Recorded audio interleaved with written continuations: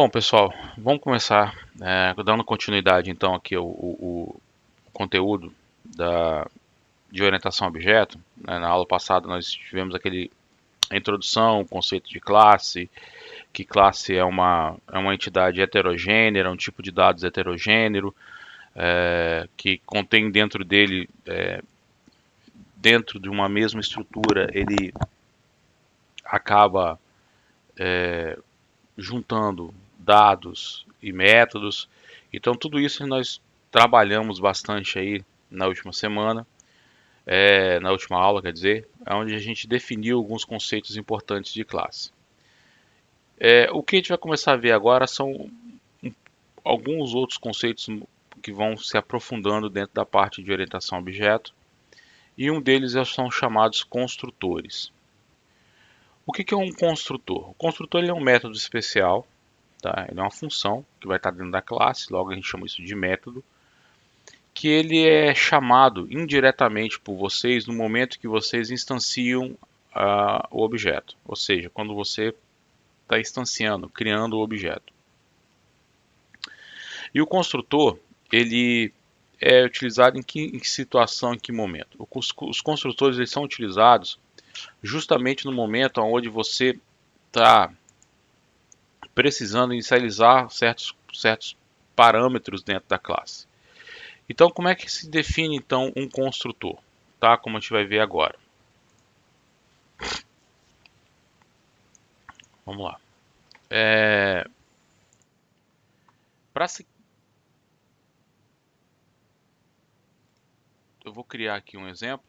Eu vou seguir o exemplo da apostila, tá, pessoal? Eu vou criar aqui uma classe ponto, que foi uma classe que nós criamos aí na, na aula passada, tá? Que foi uma classe interessante também, porque a gente acabou brincando bastante com essas duas classes, tá?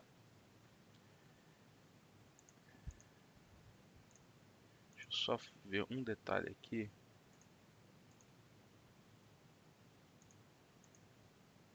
Da gravação.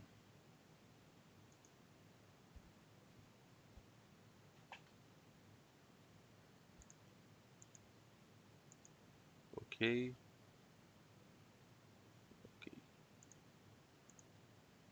Pronto. Então, nós utilizamos aí na aula passada aí alguns exercícios, né? Que foi a parte da classe ponto.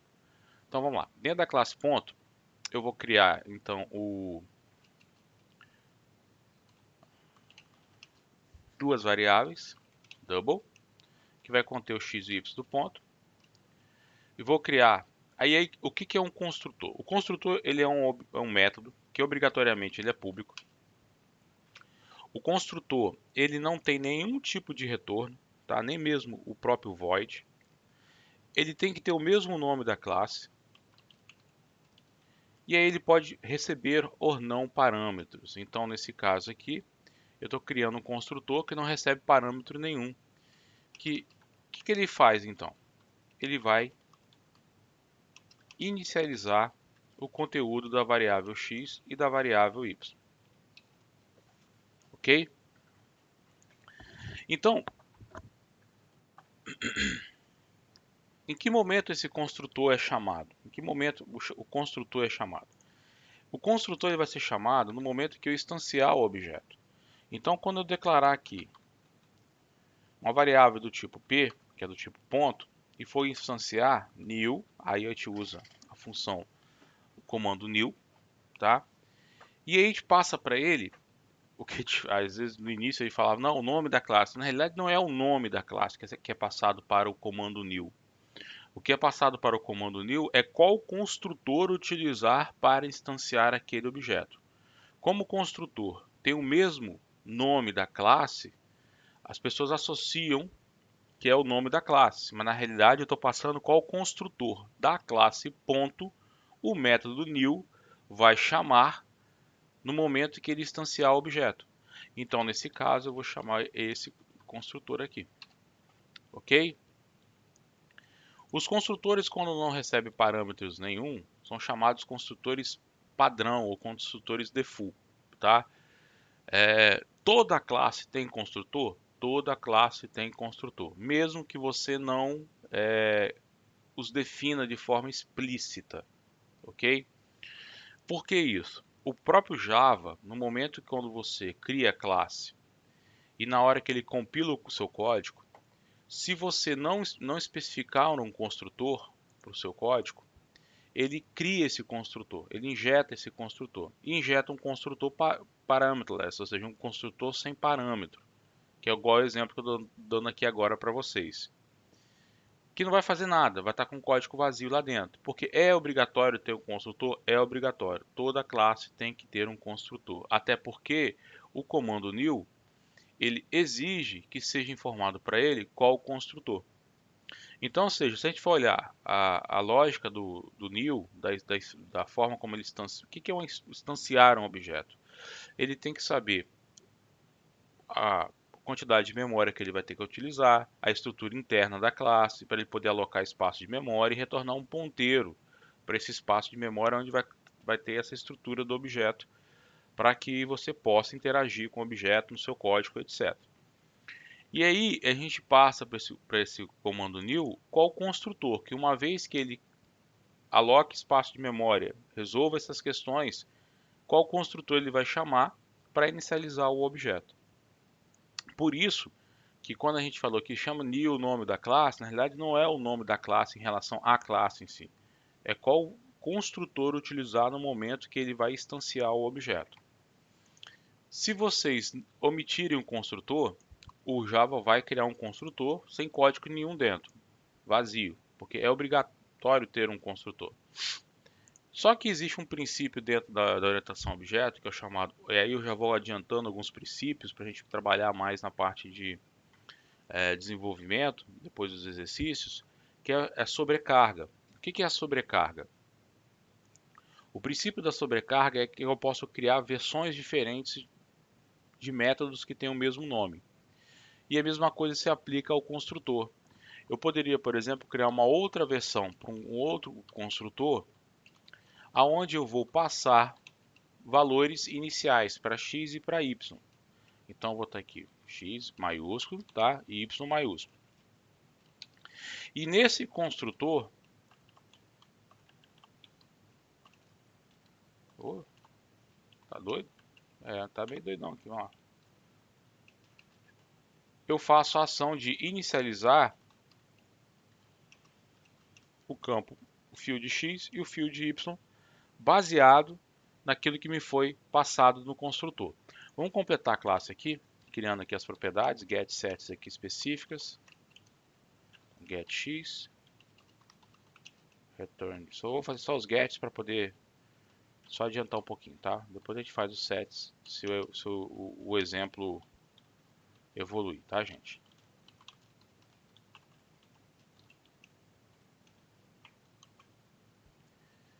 Então, agora, quando eu venho aqui no new, abre parênteses, p igual new, ponto. E aí eu posso passar o parameterless, como eu posso passar também uma versão com parênteses, tá, pessoal? Uma versão passando parâmetros para ele. Então, nesse caso, o operador new, o comando new, depois de fazer a instanciação, vai vir para aqui, ó. Vai executar esse construtor. Se a gente colocar aqui ó, um breakpoint, esse código aqui,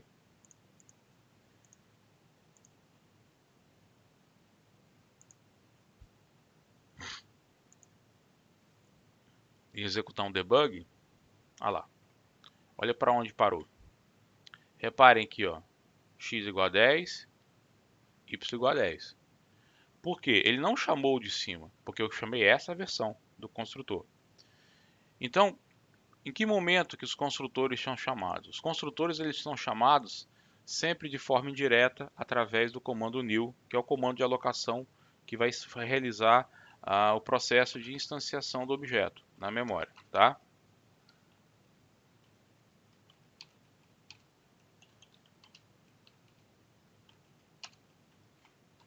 Deixa eu diminuir um pouquinho. Ô, professor, Fala.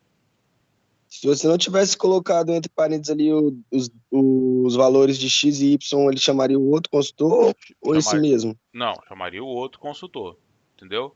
O que acontece o compilador ele vai saber qual versão de método ele vai chamar no momento da sobrecarga. Então, por isso que é importante. A gente vai ver sobrecarga mais um pouquinho para frente. Eu estou só adiantando algum ponto. Ele tem que saber diferenciar quem é quem, qual é a versão sem e com parâmetros. Então, por exemplo, eu não poderia ter uma outra versão do ponto aqui recebendo dois parâmetros double. Mesmo que eu mude o Entendi. nome do parâmetro, porque aí o compilador, o nome só serve para nós. Que o compilador sabe que é ponto double double, tá? Então ele vai tentar casar uma versão para poder chamar aqui, ok? Isso aí é o que Entendi, nós, entendi. é o que nós chamamos de sobrecarga. Isso aí é muito importante dentro de orientação a objeto, tá? Tranquilo, tranquilo. Então, tá, ó. Então, pessoal, o que acontece? Isso é são os construtores, de forma bem rápida e direta, tá? Então, o que a gente vai colocar então dentro dos nossos construtores?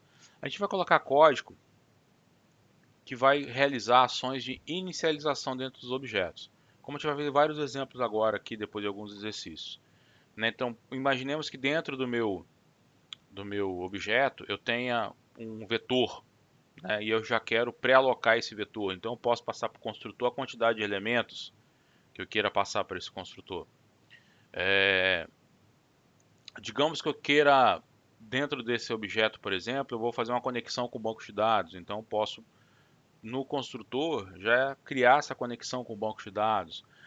Eu tenho que verificar se um determinado arquivo existe e se não existir, criar o arquivo, porque eu vou trabalhar com arquivos, com o meu objeto. Então no construtor eu posso fazer essa ação. Então toda a lógica que eu vou precisar implementar para dar um start, para inicializar um objeto, eu posso criar dentro do construtor. Então aqui seguindo aqui o exemplo, vamos lá criar aqui, por exemplo, eu vou criar aqui uma classe, sei lá, chamar de pontos, hipoteticamente falando, tá? Essa classe pontos vai ter dentro dela um vetor de objetos pontos. Ponto.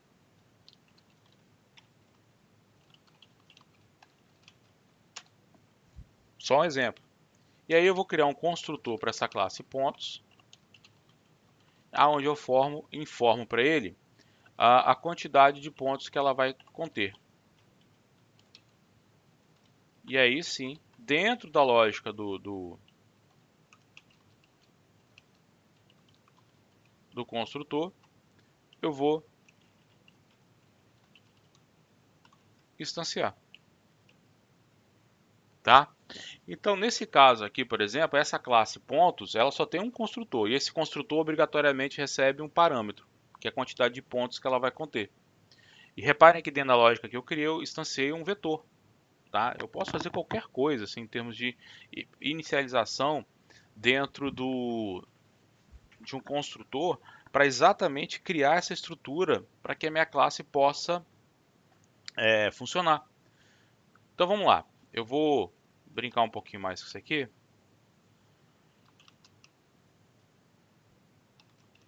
Vou criar aqui uma variável m pontos, que vai me dizer a quantidade máxima de pontos que eu posso ter dentro do meu vetor, tá? E vou criar aqui uma outra variável aqui, que vai me dar a próxima posição livre dentro do vetor. Vocês vão entender o que eu estou fazendo, tá? Então vamos lá. Essa maxi pontos aqui é desnecessária, tá, gente? É só usar o size do vetor, mas deixa aqui.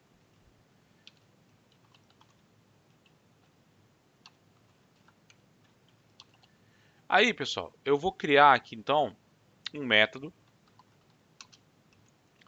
que adiciona pontos ao meu vetor, que recebe como parâmetro um objeto do tipo ponto. Então, o que eu vou fazer aqui? Eu criei lá o vetor, aí esse vetor vai estar vazio. Na realidade, ele não vai estar vazio, né? Ele vai estar instanciado, mas como é objeto, cada elemento vai estar lá com null, tá? E aí, eu vou brincar aqui, porque eu estou encapsulando, na realidade, esse vetor dentro dessa classe. E eu vou querer adicionar ponto a essa classe pontos, que vai ser um conjunto de pontos qualquer, tá? Hipoteticamente falando. Então, primeiro eu tenho que ver se tem espaço livre dentro do meu vetor. Quem é que vai me dizer que tem espaço livre dentro do meu vetor? Esse carinha aqui, ó. Então, se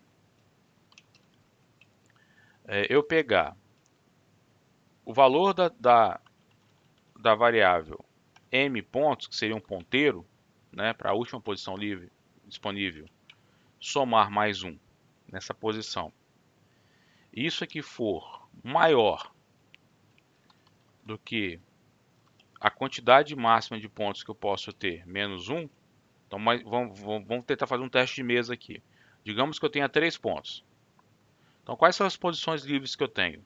As posições que eu posso ter no vetor, 0, 1 e 2, ok? Inicialmente ela está com 0.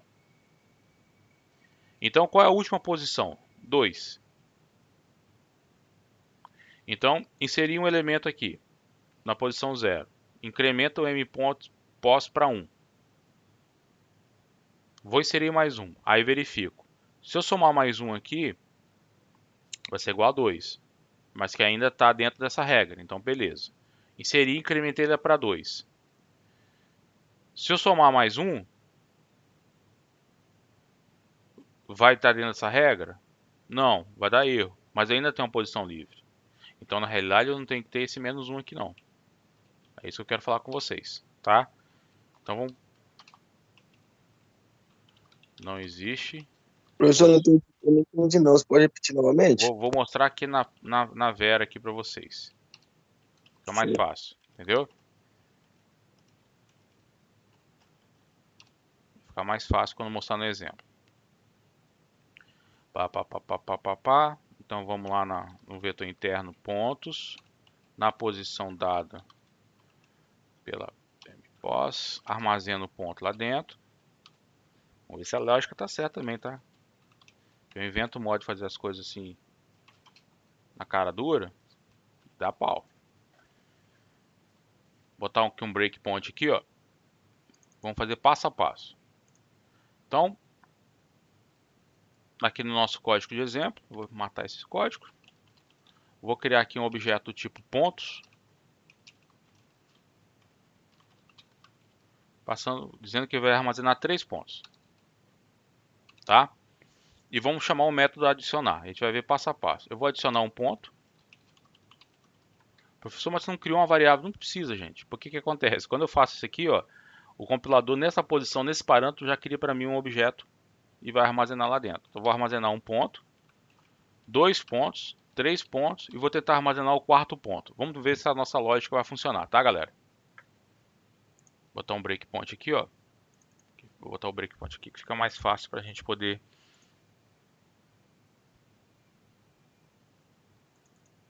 validar. Vamos rodar. Parou ali, ok. Só para mim, step into é o F5. Então, F5, aí ele está criando, porque como tem um comando new, né? Ele está criando o ponto. Ih, rapaz, fui dentro demais. Aí ele está criando o ponto, pá. Chamou o método. Vamos lá. Variável mPos 0, o parâmetro ponto passado, max pontos 3. mPos mais 1 é maior que o número máximo de pontos? Não. Então, na posição, ó, repare aqui o vetor m pontos, ó, nulo, nulo, nulo, 3 espaços disponíveis. Armazeno ali na posição, ó lá, armazenei, ó, no primeiro elemento, incrementei a variável mPos. Voltei, chamo de novo, adiciono o segundo ponto.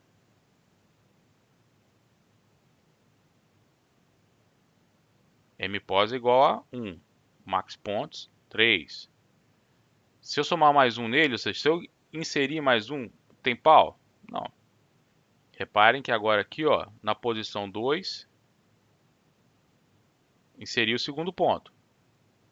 Incrementei o vetor que me aponta qual a posição disponível dentro do vetor interno. Vou inserir o terceiro. Válido. Mpos mais 1 é 3. Max pontos é 3. Continua sendo menor ou igual. Então ainda tem posição disponível. Armazenei lá no vetor, olha lá. Preenchi a terceira e última posição. Reparem aqui, ó, então, o vetor está todo preenchido. Incremento Mpos para 3. Tento armazenar um quarto ponto.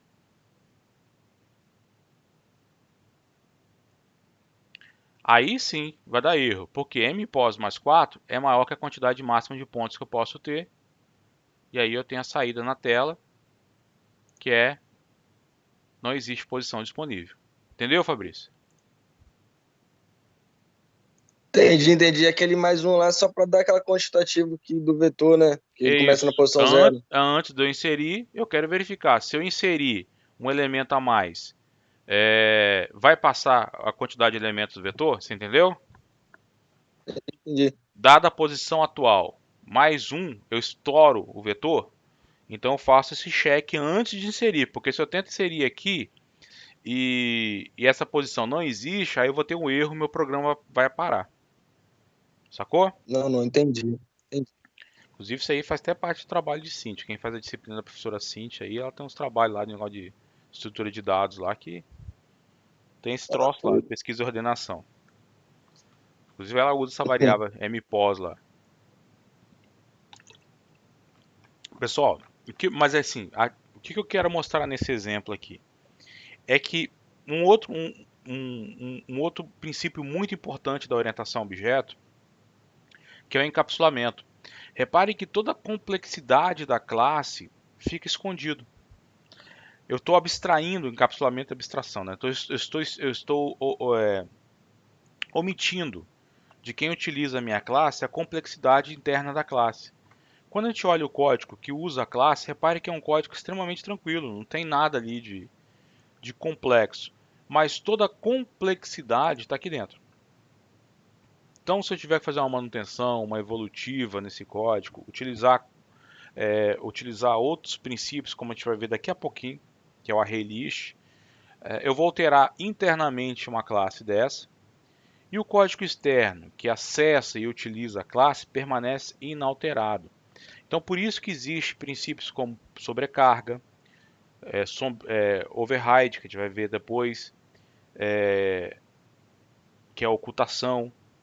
Esses princípios existem para quê? Para que eu possa manter esse conceito da abstração e do encapsulamento.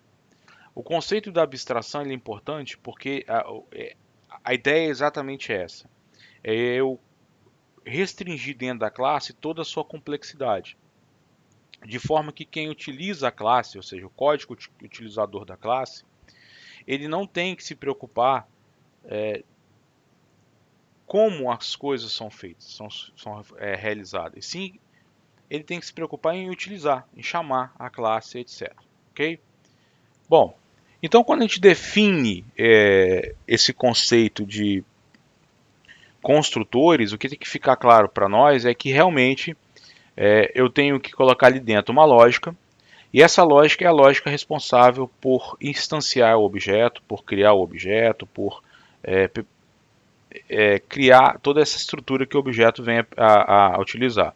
Como está no exemplo aí da apostila para vocês aí, tá, gente? Exatamente igual esse exemplo que nós trabalhamos agora. Bom, não tem muito a ver com construtores, mas tem a ver com o que nós acabamos de conversar aqui até agora. Evidentemente, vetor é uma estrutura de dados, talvez a estrutura de dados mais complexa que vocês viram até agora, né? São os vetores e matrizes. Existem várias estruturas de dados que são baseadas nessa estrutura de vetores e matrizes, tá, gente? Você pode trabalhar com árvores, listas, grafos, seja o que for.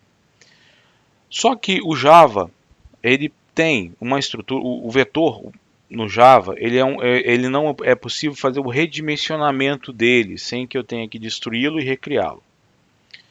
Existe uma estrutura dinâmica que permite que eu insira novos, novos objetos sem que eu tenha que ficar redimensionando. Ela é dinâmica, ela se auto-redimensiona e aí também eu posso excluir elementos e ela também vai se reduzir o tamanho dela.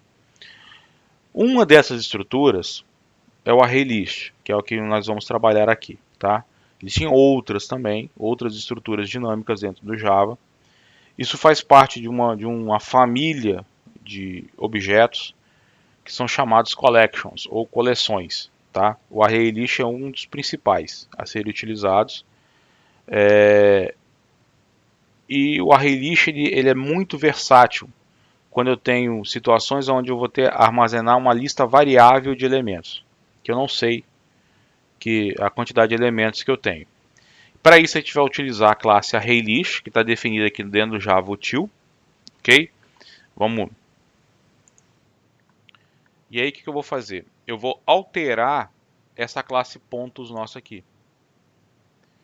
Então, eu não mais vou trabalhar com um vetor de objetos, eu vou importar a definição da ArrayList.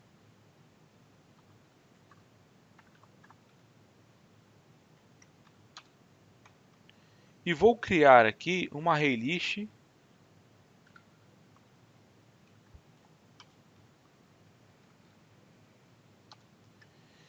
de pontos. Aí vem uma diferença aí, pessoal, em relação ao que está na apostila. Tá? O que está na apostila, eu estou trabalhando lá com a versão da ArrayList não genérica. O que é isso? É genérica. Todo objeto, uma vez inserido dentro do ArrayList, ele sofre uma conversão para um tipo chamado Object. Tá? Quando a gente for ver herança, a gente vai ver o que é esse Object. Seria o ancestral comum de todos os objetos no Java. Só que isso acaba acarretando um overhead, uma sobrecarga às vezes. Por quê? Porque eu insiro, e aí eu tenho que converter para Object. Na hora de eu ler, eu tenho que desconverter, tá? Que é o chamado box e unbox, encaixotar e desencaixotar, que é um processo que acontece no Java e .NET quando a gente trabalha com Object. Isso é custoso em tempos de processamento. E aí o pessoal introduziu o conceito do generics, que é o que é isso? Eu crio uma coleção e na declaração dessa coleção entre maior e menor, eu digo o seguinte: espere que todos os elementos que serão armazenados nessa coleção vão ser do tipo ponto. Então, nesse caso aí, eu vou garantir que eu não tenha objetos misturados dentro da collection e vou ter performance, porque ele vai fazer essa conversão em tempo de compilação. Eu não vou ter tanta queda de performance no momento que eu for acessar esses objetos, entenderam? Então por isso que existe essa sintaxe entre maior e menor.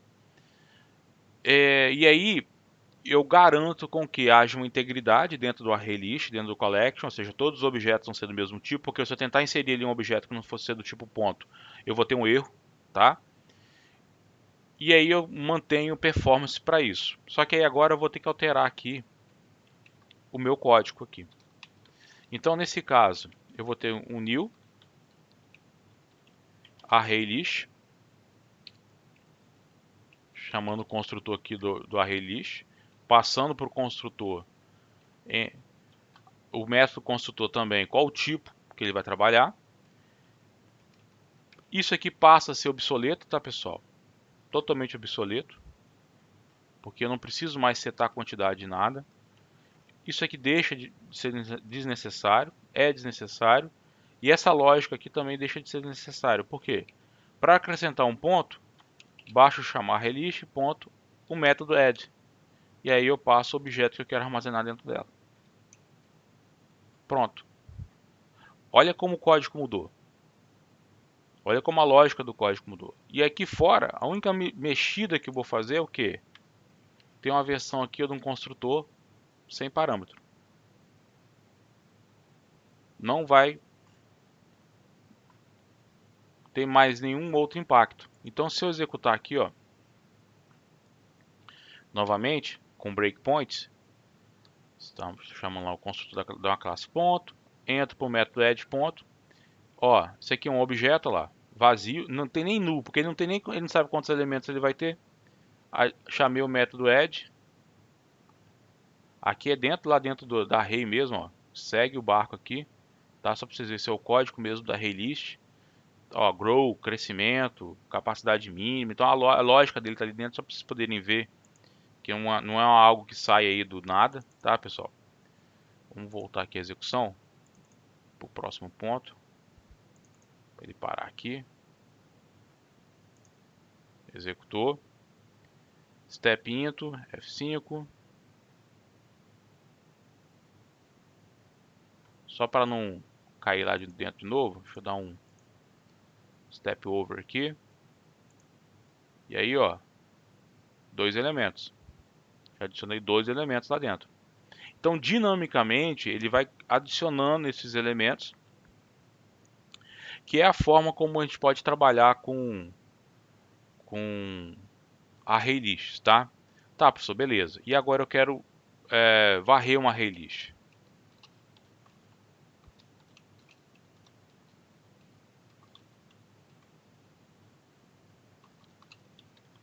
Digamos que eu quero listar os pontos.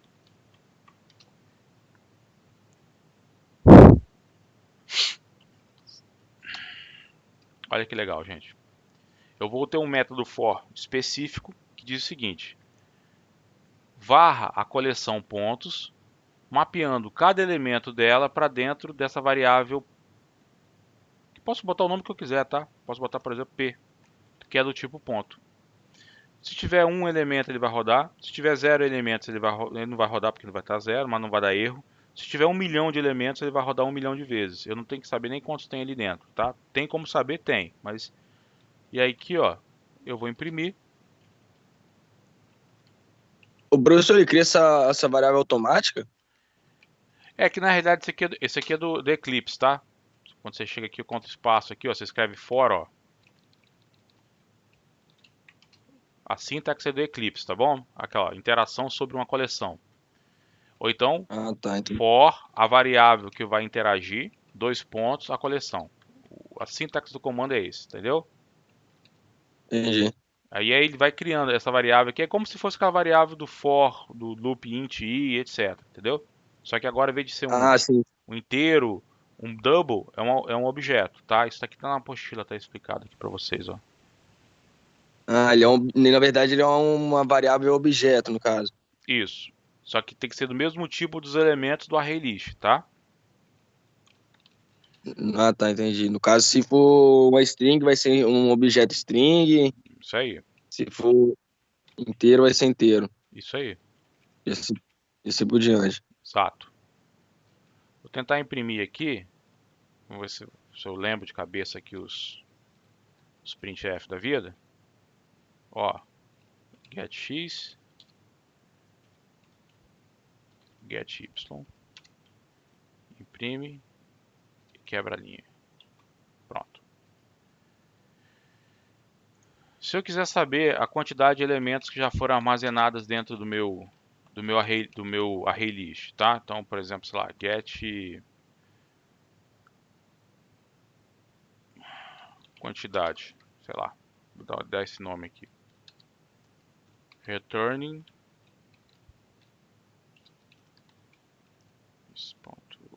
pontos, opa, size, se não me engano, é o size. Às vezes eu acabo confundindo entre o size aqui, me dá a quantidade de elementos que já está armazenada dentro do array list. Então, ó, joguei, chamo o método list pontos. A menos que eu tenha feito algum erro, que é comum também, fazer erros, cagar aqui, vamos rodar. Tá ali, ó.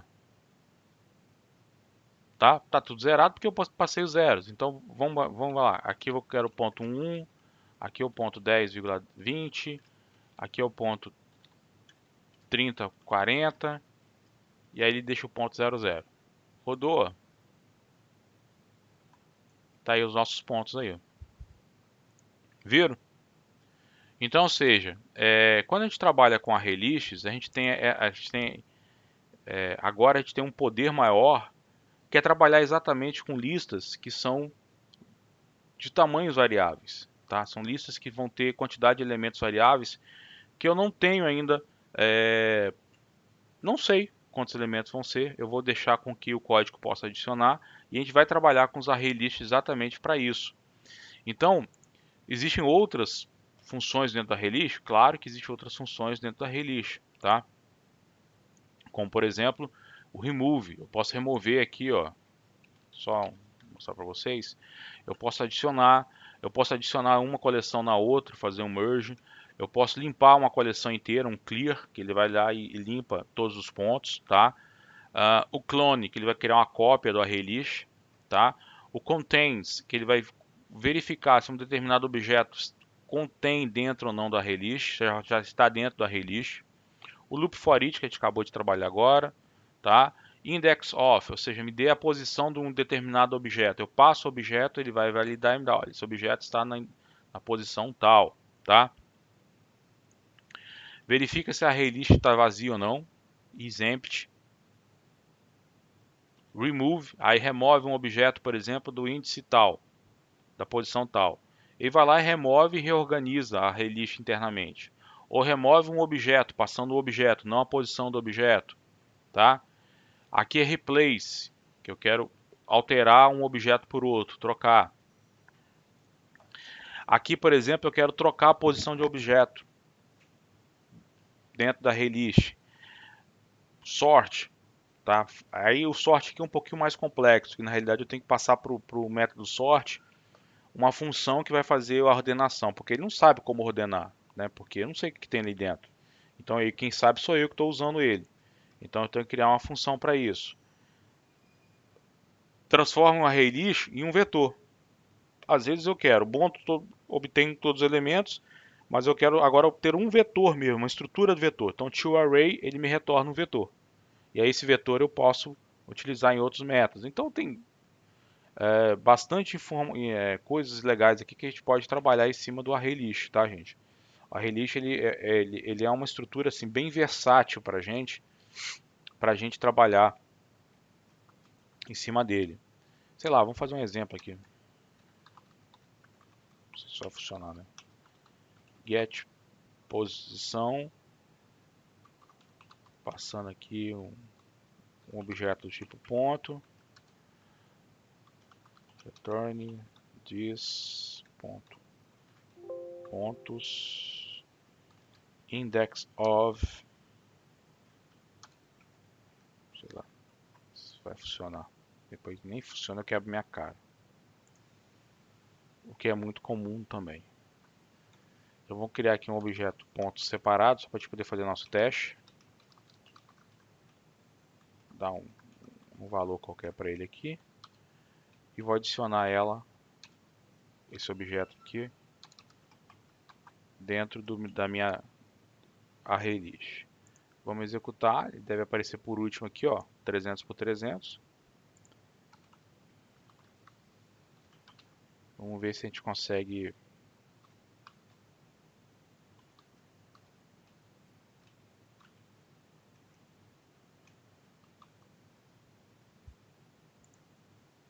olha lá. Quarto elemento, posição 4. 0, 1, 2, 3, 4. Então esse objeto aqui está na posição 4 do array list. Isso é interessante por quê? Porque eu posso de repente verificar se um determinado objeto já foi armazenado ou não dentro do array list, tá? Vamos aqui criar aqui um objeto do zero.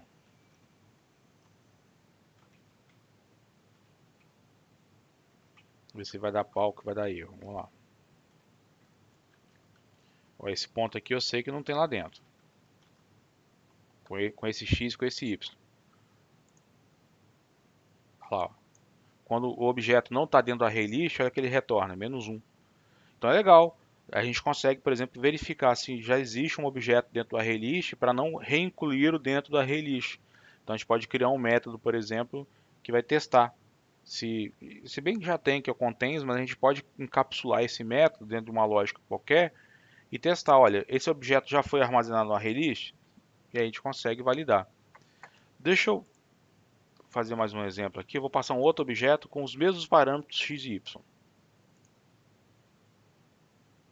Continua sendo menos 1, apesar de ter o mesmo atributo. Por que difere? São objetos diferentes. Enquanto um tem um ID, o outro vai ter outro ID, entenderam? Então por isso que é importante vocês saberem isso, que não é o fato de eu ter atributos com mesmos valores, significa que são objetos iguais. São objetos que têm atributos iguais, mas na memória são dois objetos distintos. São duas estruturas distintas, né, na memória. Ok, pessoal? Dúvidas?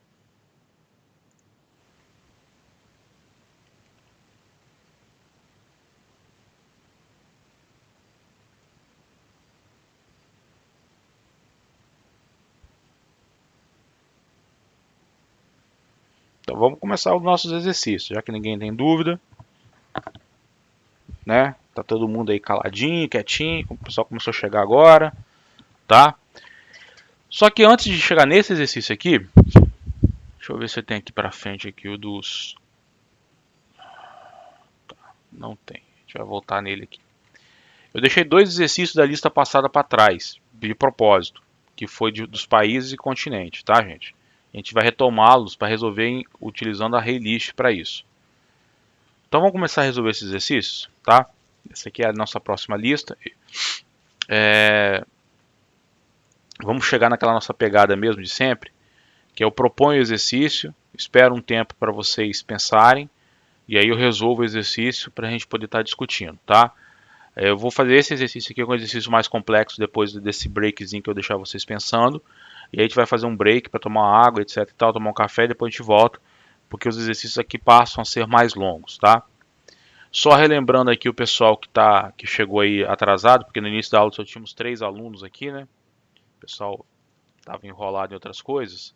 Só relembrando, tá, pessoal? O pessoal que estava aí no início da aula, por favor, desconsidere, porque eu vou ter que reforçar isso aí, que agora a gente está com um quórum bem maior. Só relembrando aqui a questão do calendário, e aí eu vou estar mostrando para vocês isso. Nós estamos aqui no dia 21, hoje a gente vai fechar essa parte de construtores e a Raylist, encapsulamento. Dia 28 a gente vai ver um pouquinho mais de encapsulamento, override, sobrecarga, etc.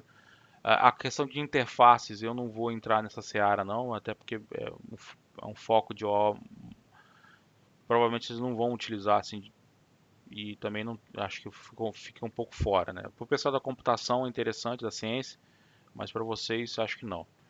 Então dia 28 a gente vai fechar o conteúdo na nossa C3, tá? Que vai ser no dia 5 de dezembro, como está marcado lá no nosso planejamento, dentro do mesmo formato da C1 e da C2. No entanto, pessoal, dia 12 não temos mais conteúdo, não teria aula, seria a prova substitutiva. E dia 19, prova final. Só que dia 19, prova final vai ficar muito apertado, porque eu tenho que fechar, olha só que doideira, teria que fechar a avaliação de vocês no dia 18 para dia 19 ter o resultado final. E para caso haja alguma dúvida, caso algum de vocês queiram pleitear aquele 0,5, 0,25, arredondando 3 para 5, aquela coisa típica, né? Não vai ter tempo hábil. Por quê? Porque dia 21, segunda-feira, fechou, acabou, tá? O sistema fecha, literalmente fecha, não tem como mais fazer nenhuma modificação no sistema acadêmico. Só vai conseguir fazer modificação em fevereiro de 2022, 21, 22, eu já estou pulando 21, hein? Caracas. Então, eu estou pensando em colocar a nossa prova final aqui no dia 12 de quem ficou de final, tá? O problema é, se alguém não fizer aqui, vai querer fazer a substitutiva aqui, no dia 12. Faz a substitutiva e fica de final. O que eu faço com esse caboclo? Aí, se você ficar de final na minha disciplina, vai ter que fazer a final aqui, durante a semana. Tá? Eu vou disponibilizar 1h30, 2 horas lá, para vocês poderem fazer a final. Então, o acordo vai ser esse, tá, pessoal? Então, dia 28, a gente sábado que vem, a gente fecha o conteúdo. Dia 5 a gente faz a C3. Se alguém for fazer sub, faz no dia 12. Ah, professor, eu fiz C1, C2, C3, tô de final. Faz dia 12, tá? Mas aí a gente vai organizando para isso. Agora, quem ficou de substitutiva e vai ter que fazer no dia 12, vai ter que fazer a final ali entre 16 e 18, para a gente poder fechar o semestre. E uma coisa que eu reforcei também com o pessoal do início da aula é, Se você ficar de mais de uma final, vocês vão ter 3 dias para fazer prova final. Então, vai encavalar a coisa vai embolar aí no meio do caminho aí. Então, tomem cuidado com esse finalzinho de semestre, que parece que tem um mês aí, mas não tem um mês, tá, gente? Porque nós estamos aqui, vamos ter mais uma semana letiva, 2 semanas e aqui começa provas e assim vai, tá? Só para poder posicionar vocês aí, tá, galera? Então vamos lá, vamos ler aqui o conteúdo do exercício. E aí eu vou deixar vocês pensando um pouquinho como resolver esse exercício aí, tá? Cria uma classe aluno que contenha 2 atributos, tá? Essa classe aluno vai ter um atributo do tipo nome e matrícula. Cria um método nessa classe que exiba o nome e a matrícula do aluno. Imprima na tela, nome e matrícula. Cria um novo atributo que será um vetor de 2 posições do tipo double, que será chamado de notas. Evidentemente, você tem que instanciar esse vetor em algum momento, ou seja, no construtor da classe. Crie um método que calcule a média dessas notas e retorne este valor. Altere o método do item 2, na realidade não é item 2, né?